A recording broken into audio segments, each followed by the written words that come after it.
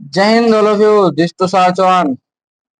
सबसे पहले उन सभी को बहुत बहुत शुभकामनाएं जिनका आज 10वीं 10th क्लास और 12th क्लास का बोर्ड एग्जाम का रिजल्ट आया है, यूपी बोर्ड का। और आपके भविष्य के लिए आपको बहुत बहुत शुभकामनाएं। दूसरी बात अब ये है कि कल 21 अप्रैल है, जैसे कि आप सबको पता ही है। और 21 अप्रैल को कल एनडीए और सीडीएस का एग्जाम, ठीक है। एनडीए और सीडीएस के एग्जाम में सबसे बड़ा पॉइंट जो है वो नेगेटिव मार्किंग का है। मैक्सिमम बच्चे जो पास कारण यही है कि नेगेटिव मार्किंग के कारण पास नहीं हो पाते, क्योंकि एग्जाम के अंदर वो नेगेटिव मार्किंग ज्यादा कर देते हैं और जो सही क्वेश्चंस होते हैं, जो सही भी आंसर अपेयर करते हैं, वो भी उनके माइनस हो जाते हैं। तो कल के एग्जाम में जो भी बच्चा जा रहा है, सबसे पहले wish you all the very best. And the second point, negative marking से बिल्कुल बचना है, ठीक है भाई। नेगेटिव मार्किंग में कुछ नहीं करना आपने, ठीक है।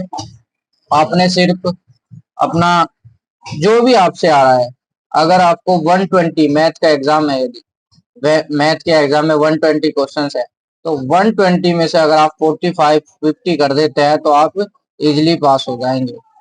लेकिन अगर कोई सोचने लग जाए कि भाई हम 60 करेंगे या 70 करेंगे, दैट्स नॉट बी गुड।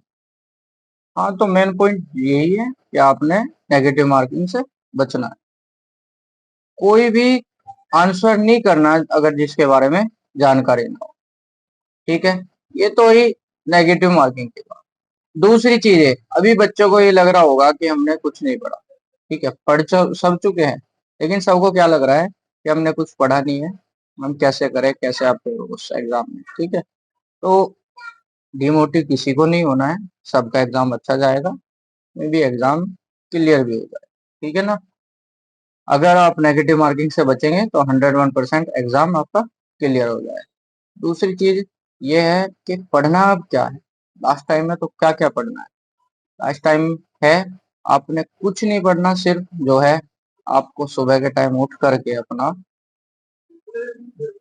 जो मेन पॉइंट्स है, जैसे कि अगर मैथ के बारे में बात करें तो कंप्लीट कैलकुलेशन एक बार रिवाइज कर ली।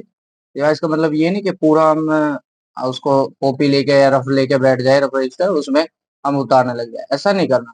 आपने कैलकुलेशन को देखना है, उसके मेन मेन पॉइंट्स जो है वो याद करने हैं, दोबारा देखने हैं किस तरीके से करे जाएंगे, और उसको रिवाइज करने हैं। ऐसे ही उसी तरीके से आपको ट्रिग्नोमेट्री के लगभग 8 से 10 क्वेश्चन इस बार आपके एग्जाम में है, ठीक है भाई। तो 8 से 10 क्वेश्चन ट्रिग्नोमेट्री के देखने हैं, और कैलकुलेशन के आपके आने ही है 25-30 क्वेश्चन मिनिमम है ही। प्रायिकता से 5 से 6 क्वेश्चन है, 101%, ठीक है भाई। 5 से 6 क्वेश्चन है, जिनमें की 3 क्वेश्चन ऐसे ही नॉर्मल, बिल्कुल नॉर्मल आने वाले हैं आपके एग्जाम में, ठीक है भाई। और बाकी ये जो 2 या 3 क्वेश्चन जो बचे हैं प्रायिकता प्रोबेबिलिटी के, वो आपके नॉर्मल क्वेश्चन से थोड़ा एक्स्ट्रा हो जाएंगे। उसमें थोड़ा आपने इवेंट के बारे में बताना है, उसको प्लस माइनस करके तब बताना है, ठीक है।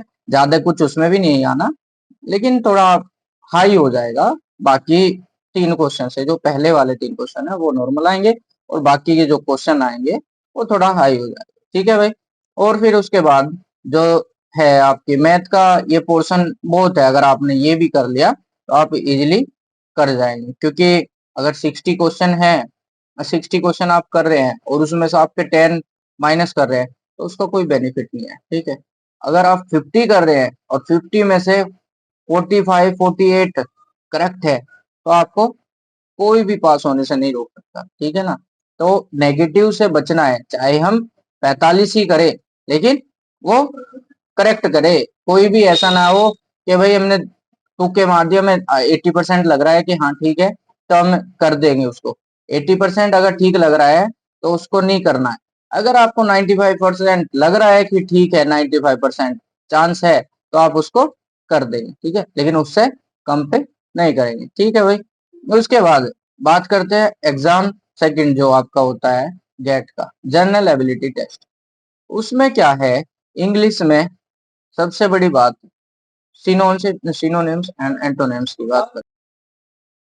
सिनोनिम्स और एंटोनिम्स जो है वो आपने पिछले 3 साल के उठाने हैं, ठीक है।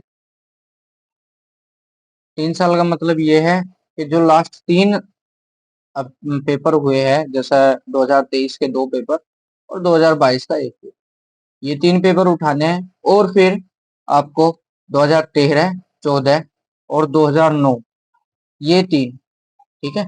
2013, 14 और 2009 के ये 3 एग्जाम, और उसके बाद आपने 2022, 23 का फर्स्ट और सेकंड, ये दोनों तीनों, ठीक है। ये 6 एग्जाम आपने करने हैं। इसके synonyms antonyms with example, Hindi का मीनिंग समझ के, तब आप अगर कर लेते हैं अभी रात रात में, क्योंकि एक बार में 10 आ रहे हैं और हम 20 है, तो 6 पेपर है, 6 पेपर में 120 हो जाएंगे, तो कोई बड़ी बात नहीं है, हम इजिली कर पाएंगे। तो 120 सिनोनिम्स एंटोनिम्स अगर आपने कर लिए, तो मेरी गारंटी है कि 101% आप 20 सिनोनिम्स एंटोनिम्स में से 50 सिनोनिम्स एंटोनिम्स इजिली कर पाएंगे, जिसने कुछ भी नहीं किया होगा, ठीक है ना। अगर वो लास्ट स्टेज पर अब फिलहाल ये वर्क कर लेगा, ठीक है। उसके बाद क्या है, आपके पैसेज है, ठीक है। पैसेज में 4-5 क्वेश्चन है नॉर्मली, वो सभी कर लेते हैं, ठीक है।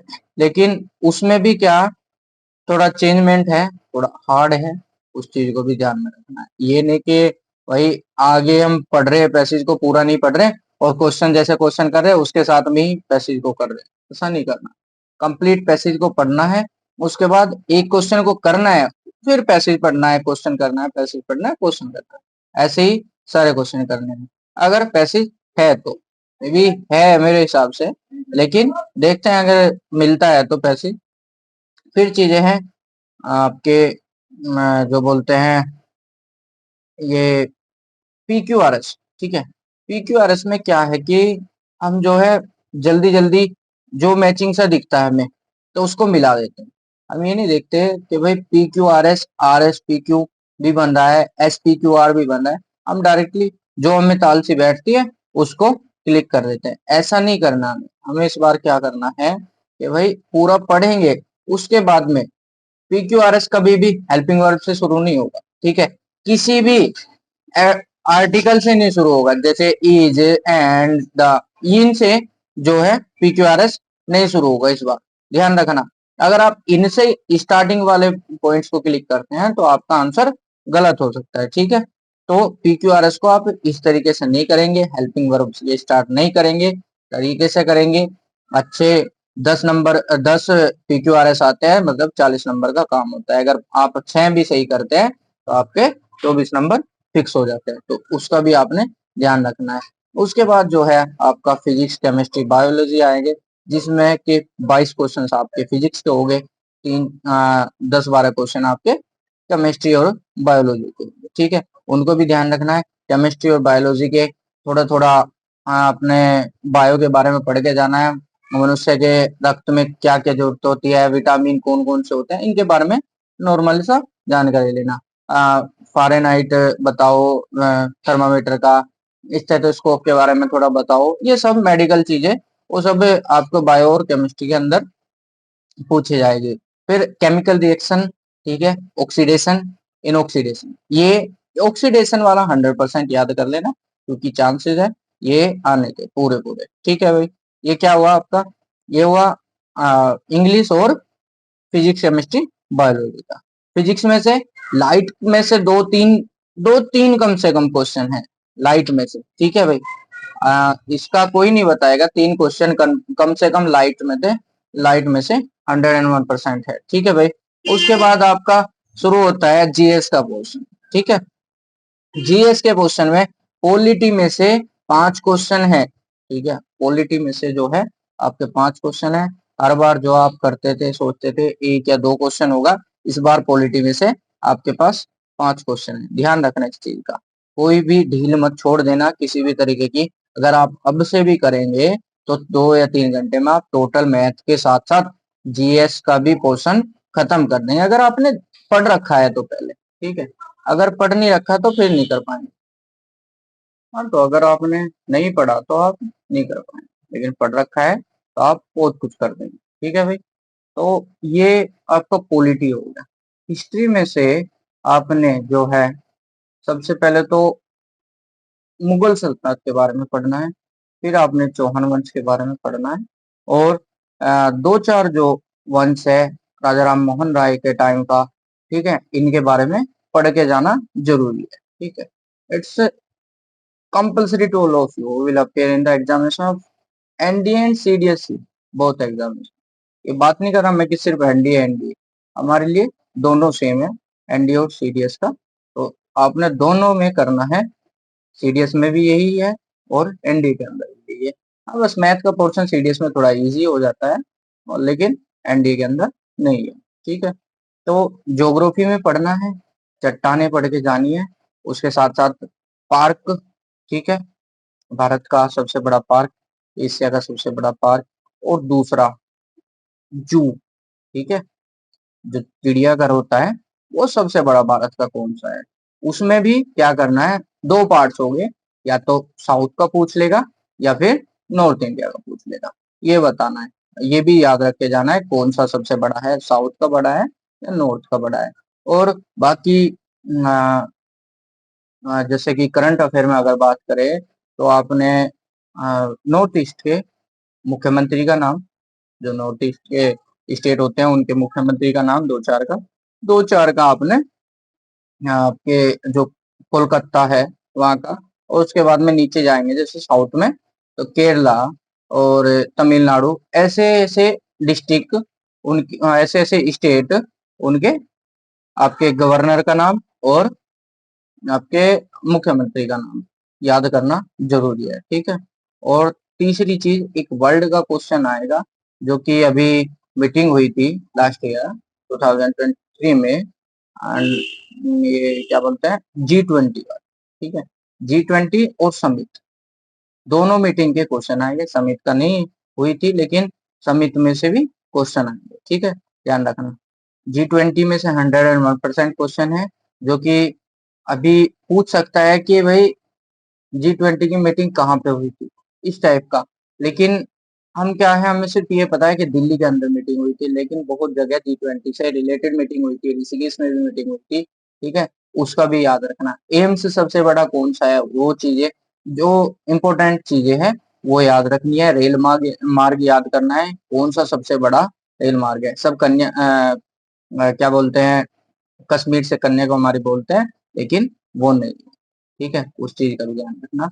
असम का कोई स्टेट है, शायद असम में है या फिर अरुणाचल प्रदेश, वहां से कोई स्टेशन है वहां से, और आपका साउथ तक का एक सबसे बड़ा, ध्यान नहीं आ रहा मेरे खुद भी, वो रेलवे मार्ग है, वो इम्पोर्टेंट है। ठीक है, ये दो चार चीजें जो है मस्टली इम्पोर्टेंट है टू ऑल ऑफ यू। ठीक है भाई, और लास्ट पॉइंट यही है, एट लास्ट भी यही है कि भाई जिसको भी जाना है पेपर देने, या तो पेपर देने मत जाओ, अगर जा रहे हैं तो नेगेटिव मार्किंग नहीं करनी, सोच के जाना कि नेगेटिव नहीं करनी है। अगर सोच के जाओगे ना नहीं करनी है, बिल्कुल नहीं करनी, तब आप दो चार नेगेटिव करके आएंगे। अगर सोच लेंगे कि भाई चार पांच हम नेगेटिव कर ही लेंगे कोई बात नहीं, तो आप कम से कम 15-16 नेगेटिव करके आएंगे। तो आपने बिल्कुल सोचना है कि हम नेगेटिव नहीं करेंगे, किसी प्रकार की कोई भी नेगेटिव नहीं करेंगे, तो आप इजिली क्या है एक दो नेगेटिव कर देंगे या तीन चार नेगेटिव करेंगे तो बच जाएंगे। अगर आपने 900 में से, ठीक है, अगर 900 में से आप 350 360 मार्क्स लेके आते हैं तो आप इजिली पास हो जाएंगे। ठीक है ना, तो wish you all the very best to all of you, और जय हिंद जय भारत।